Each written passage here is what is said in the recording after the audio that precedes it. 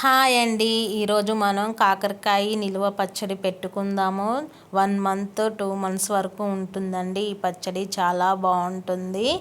ముందు కళాయి పెట్టుకొని పావు కప్పు ఆవాలు, హాఫ్ స్పూన్ జీలకర్ర, పావు స్పూన్ మెంతులు వేసి వేయించుకొని మిక్సీ పట్టుకొని పక్కన పెట్టుకోవాలి పౌడరు.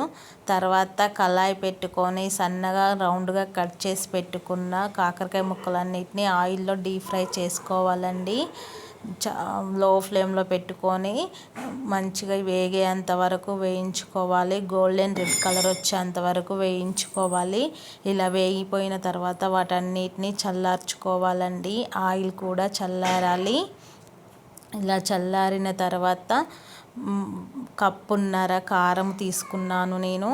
కప్పున్నర కారానికి ముప్పావు కప్పు ఉప్పు యాడ్ చేశానండి. కప్పు నిండా లేదు, ఉప్పు కొంచెం తక్కువగానే యాడ్ చేశాను. తర్వాత మనం ముందుగా మిక్సీ పట్టుకున్న ఆవపిండి, దంచి పెట్టుకున్న వెల్లుల్లి రెబ్బల పేస్ట్, తరుగు వేసుకొని ముక్కలకు మొత్తం బాగా పట్టించుకోవాలి.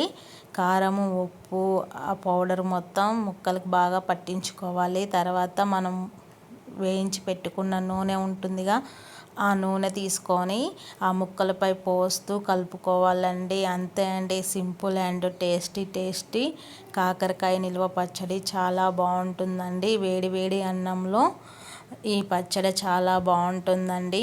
ఒకసారి ట్రై చేయండి. మీకు గినక నేను పెట్టిన కాకరకాయ పచ్చడి నచ్చినట్లయితే like and comment and subscribe చేయండి, మర్చిపోవద్దండి.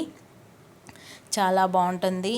ఇలా తర్వాత ఒక 3 days తర్వాత తినడం స్టార్ట్ చేయాలి. ఇంకా బాగుంటుంది. ముక్కలకి ఉప్పు కారం చాలా బాగా పడుతుంది. అంతే అండి, సింపుల్ అండ్ టేస్టీ కాకరకాయ నిల్వ పచ్చడి.